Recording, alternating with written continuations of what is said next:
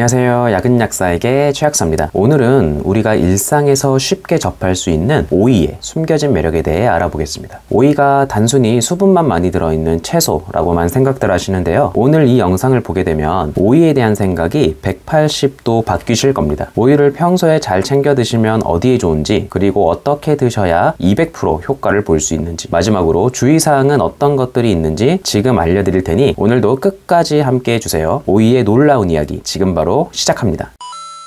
현대인의 생활은 스트레스, 불규칙한 식사, 그리고 운동 부족으로 인해 고혈압, 당뇨, 고지혈증과 같은 대사질환이 많이 발병하고 있는데요. 이런 상황에서 오이가 현대인들에게 좋은 영양 공급원이 될 수 있습니다. 첫째, 수분 공급에 도움이 됩니다. 오이는 약 95%가 수분으로 구성되어 있어 탈수를 예방하는 데 탁월합니다. 여름철에 육체 노동을 심하게 하면 다른 계절보다 땀을 과도하게 흘리게 됩니다. 그뿐만 아니라 여름철에는 조금만 움직여도 옷이 땀으로 젖는 경우가 다반사죠. 즉 여름에는 나도 모르게 몸 구석구석에서 수분 손실이 일어나고 있는데요. 일시적 수분 손실은 항상성 유지를 위해 우리 몸이 잘 대응을 합니다. 그러나 수분 손실도 계속 반복되면 혈액이 끈적해지는 빈도가 늘어나는데 특히 당뇨 환자분들에게는 좋지 않죠. 신체의 말단에 있는 눈의 망막, 신장, 그리고 손과 발끝에 있는 미세혈관이 손상될 수 있어 당뇨 합병증의 위험성이 커지고 세포에 산소와 영양분이 제대로 공급되지 않아 기운이 없고 무기력한 상태가 될 수가 있습니다. 두 번째로 혈당 관리에 도움이 됩니다. 우리 현대인들은 인스턴트, 가공식품을 자주 섭취할 수밖에 없죠. 자연스럽게 액상과당, 정제탄수화물을 나도 모르게 많이 섭취하게 되는데요. 특히 정제탄수화물 같은 경우는 우리 입속으로 들어와서 장에 도착하자마자 엄청난 속도로 흡수가 되죠. 그 결과 단시간 만에 혈당이 급격하게 올라가는 혈당 스파이크 증상이 나타날 수 있습니다. 그런데 오이에는 당분, 탄수화물이 거의 없어 혈당 지수가 아주 낮고 식이섬유도 풍부하여 당이 천천히 흡수되게 합니다. 그래서 오이를 식사 전에 한쪽 두 쪽 드시면 혈당 스파이크 예방뿐만 아니라 오이에 풍부한 식이섬유 때문에 포만감이 느껴져 식사량을 조절하는 데 도움이 될 수 있습니다. 식사량이 줄어들면 당연히 체중 관리에도 좋겠죠. 세 번째로 항암 효과도 기대할 수 있습니다. 오이에는 쿠쿠르비타신이라는 성분도 풍부합니다. 이 성분은 암세포의 성장을 억제하고 파괴하는 데 도움이 될 수 있는데요. 쿠쿠르비타신의 기전을 간단히 살펴보면 암세포가 증식하기 위해선 많은 단계를 거쳐야 하는데 그 단계마다 쿠쿠르비타신이 스탑을 걸어서 암세포가 증식하는 것을 막아줄 수 있습니다. 또한 세포가 스스로 죽게 만드는 세포 자멸사를 활성화시켜 암세포가 터져 죽게 만들고 마지막으로 암세포 주변으로 혈관이 만들어지는 것을 억제해줍니다. 엔지오제네시스라는 혈관 신생이 억제되면 암세포가 영양분 공급을 제대로 받지 못하기 때문에 암세포를 굶어 죽이는 기능도 기대할 수 있겠죠. 네 번째, 심혈관계 질환 예방에 도움이 될 수 있습니다. 오이에는 시트룰린도 풍부한데요. 시트룰린은 혈관을 확장시켜 혈액순환을 개선시켜주고 피가 잘 돌게 되면 우리 몸 곳곳으로 산소와 영양분이 잘 전달될 수 있죠. 그리고 오이에 수분이 많다고 했죠. 운동할 때 과하게 땀을 흘리면 일시적으로 탈수가 오게 되어 혈액량이 줄어들게 되는데 혈액량이 줄어들면 심장으로 들어가는 피가 조금 부족해질 수 있습니다. 그럼 정상 상태보다 적은 양의 피가 심장에 있기 때문에 그 적은 양의 피를 온몸으로 보내기 위해 심장이 과하게 수축할 수 있습니다. 그러면 심장에 부담이 갈 수가 있는데요. 그래서 운동 전후로 오이를 잘 챙겨 드시면 이 땀 배출로 인한 일시적인 심장의 탈수 증상까지 관리해 줄 수 있겠죠. 다섯 번째, 뼈 건강에 도움이 됩니다. 오이에는 비타민 K도 풍부합니다. 비타민 K는 칼슘 흡수를 돕고 뼈를 만들어주는 조골세포를 활성화시켜서 뼈가 잘 만들어지게 해줍니다. 뼈가 단단해지면 골다공증과 같은 뼈 질환을 예방하는 데 도움이 될 수 있겠죠. 그리고 앞서 설명한 시트룰린은 항산화 작용도 뛰어난데요. 관절 주위에서 일어나는 산화 스트레스는 염증을 유발하고 염증이 지속되면 퇴행성 관절염 증상이 심해질 수 있습니다. 그런데 시트룰린은 관절염이 시작되는 단계인 산화 스트레스를 잘 관리해 줄 수 있다는 거죠.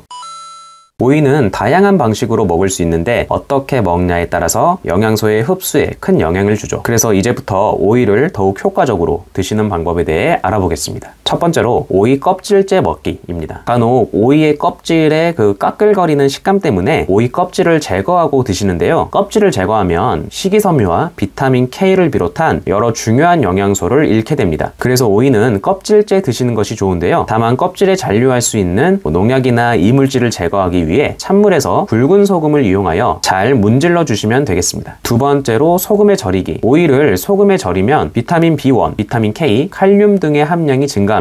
비타민 B1은 당대사를 도와 생체 에너지를 잘 만들어줘 활기찬 생활을 하게 해주고, 또한 당 대사가 잘 되면, 즉 포도당을 잘 태우는 거죠. 혈당 관리에도 당연히 도움이 될 수 있습니다. 세 번째, 열을 가하지 않기. 오이는 수분 함량이 높아 날것으로 섭취할 때 수분 보충과 영양 섭취에 가장 효과적입니다. 그래서 오이는 가열 조리를 하시기보다는 신선한 상태로 드시는 것이 가장 좋습니다. 샐러드에 추가하거나 아니면 그냥 작게 토막 썰어서 생으로 드시는 게 좋겠습니다. 네 번째로, 신선하게 보관하기. 오이는 굵은 소금을 이용해 흐르는 찬물에 잘 닦아주고 물기를 닦아 신문지에 싼 다음 마지막으로 비닐봉지에 넣어 채소칸에 보관하면 됩니다. 오이는 저온에 약하므로 너무 차지 않은 상태에서 보관해야 된다라는 것도 알아두시고요.